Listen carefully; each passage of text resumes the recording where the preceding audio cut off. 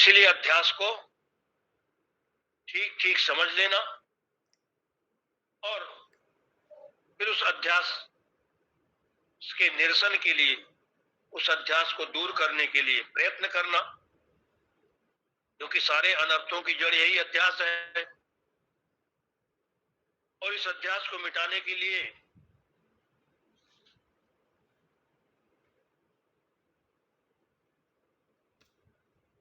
जो वेदांत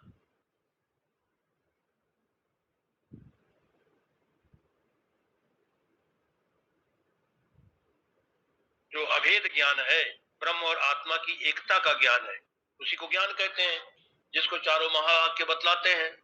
अयम आत्मा ब्रह्म, प्रज्ञानम ब्रह्म, अहम ब्रह्मास्मि, तत्त्वमसि इत्यादि। तो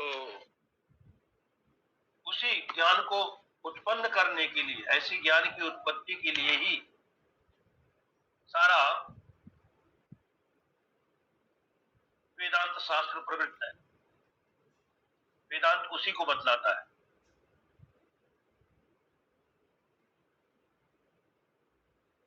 तो लेकिन उन वेदांत वाक्यों का हम जब श्रद्धा विश्वास पूर्वक अध्ययन करेंगे, मनन करेंगे, माने श्रवण मनन निधिध्यासन, तभी तात्पर्य का निश्चय होगा। और ऐसे निश्चय को ही ज्ञान कहते हैं और उसका फल मोक्ष है।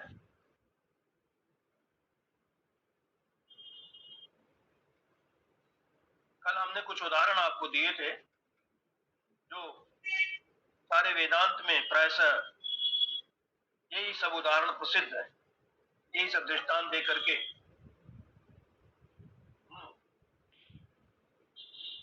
आप रामचरितमानस का याद, रामचरितमानस में देखेंगे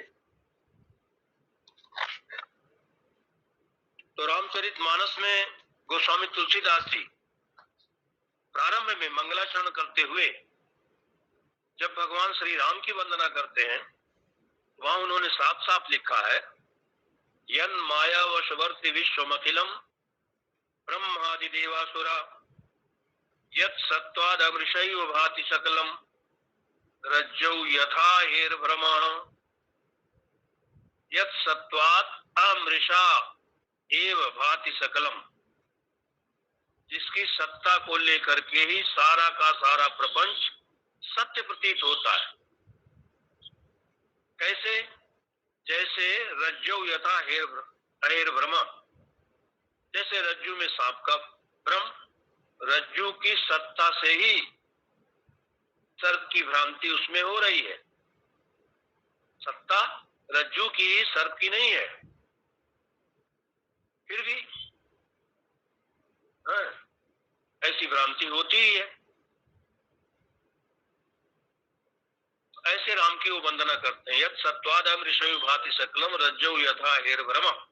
वहां भी रज्जु और सर्प का दृष्टांत गोस्वामी तुलसीदास जी ने दिया हुआ है। तो ऐसे अनेकानेक दृष्टांत जो वेदांत में प्रसिद्ध है, जैसा हमने कल बताया था कि सीप में चांदी, या भाष्यकार ने भी अध्यास भाष में वही उदाहरण दिया, रस्सी में सर्प, मरुस्थल में जल।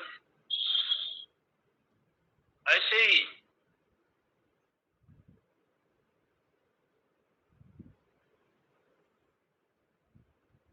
आत्मा में जगत की प्रतीति, अथवा कहिए ब्रह्म में जीव भाव की प्रतीति।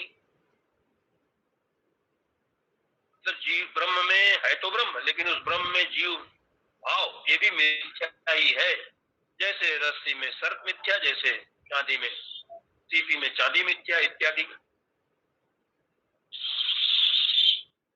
तो एक हो गया अध्यस्त और एक हो गया अधिष्ठान। ब्रह्म अधिष्ठान है, वही सत्य है, और उसमें जो कुछ भी भ्रांति हो रही, चाहे जीव भाव की प्रतीति हो रही हो अथवा जीव भाव को लेकर के संसार की प्रतीति, वो सब मिथ्या है।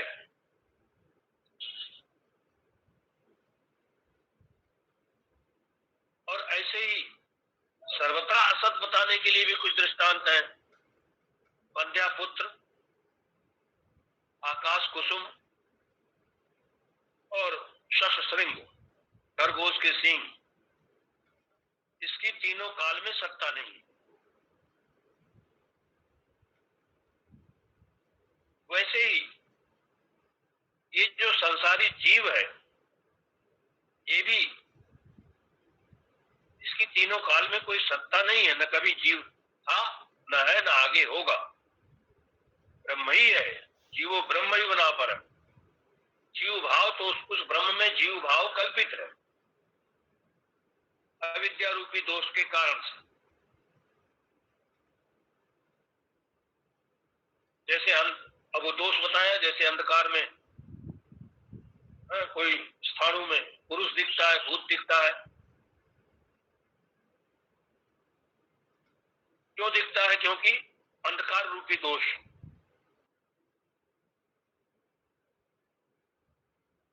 ऐसे ही दूरता रूपी दोष के कारण से आकाश नीला दिखता है।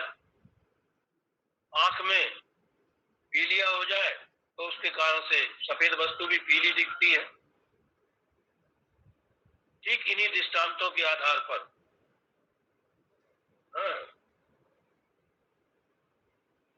अविद्या रूपी दोष के कारण से व्यापक ब्रह्म भी क्षुद्र जीव के रूप में प्रतीत होता है।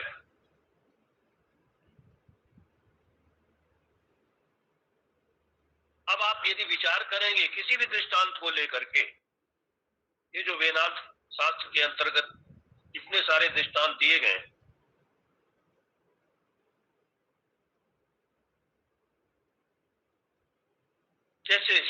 जैसा भाष्यकार ने उदाहरण दिया, का रजति वो अभासते, तो सीप चांदी की तरह प्रतीत होती है, चांदी जैसी दिखती है। अब आप विचार कीजिए,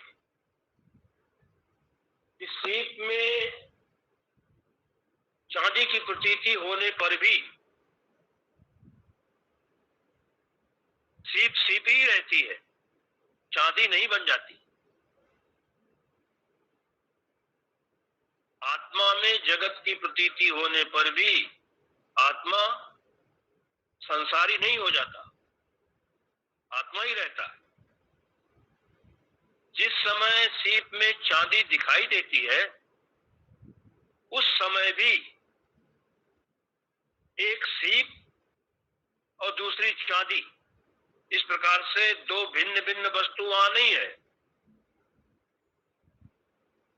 वस्तु एक ही है। सीप के स्वरूप में कोई भी विकृति आए बिना, मतलब सीप के स्वरूप के बिगड़े बिना, उसका स्वरूप तो ज्यों का त्यों है,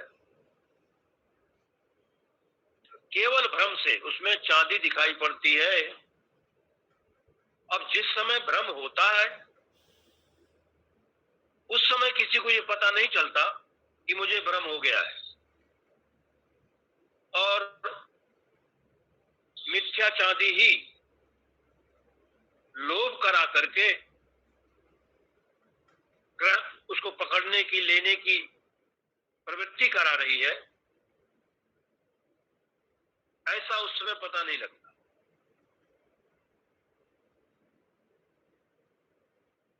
ये जीव और जगत भी इसी प्रकार का है। मिथ्या होते हुए भी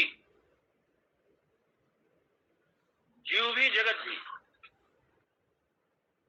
मिथ्या होकर भी अज्ञान के कारण से सत्य प्रतीत होता है, और इसीलिए शोक मोह इत्यादि का कारण बनता है। ये जीव और जगत।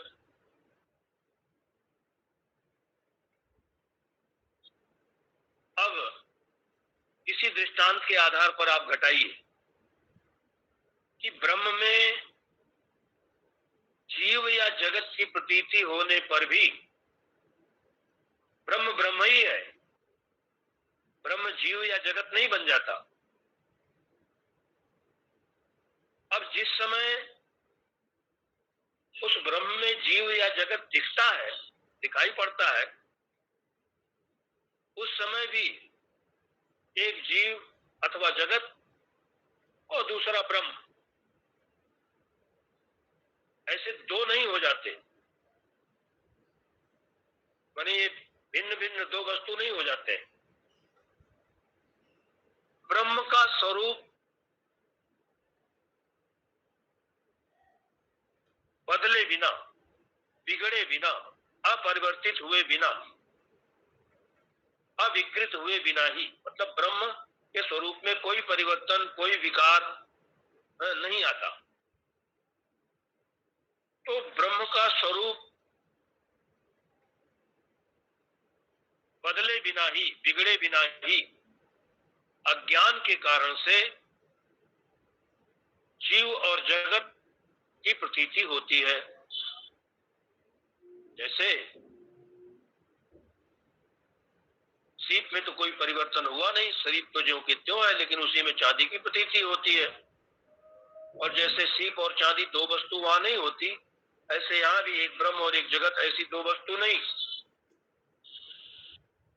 लेकिन जब तक अज्ञान है, क्योंकि अज्ञान से ऐसी प्रतीति हो रही है, तब तक ये पता नहीं चल सकता कि मुझे अज्ञान हो रहा है और ये सब अज्ञान के कारण से ही भास रहा है, बल्कि सत्य ही प्रतीत होता है। और ये जो जगत में सत्यता की भ्रांति है, इस भ्रांति को तोड़ने के लिए, इस भ्रांति को मिटाने के लिए ही वेदांत शास्त्र में ये सारे के सारे दृष्टांत दिए जाते हैं, दिए गए हैं। अब दूसरा उदाहरण आप लीजिए, मरुमरीचिका का जल। कहते हैं मरुभूमि की रेती में सूर्य की तप्त किरणें पड़ती और उन किरणों में गर्मी इतनी अधिक होती है कि उसको, जो रेत है, उस रेत में वो गर्मी समा नहीं पाती पूरी तरह। जितनी गर्मी को, जितने ताप को वो बालू रेत सहन कर लेता है, बचा लेता है,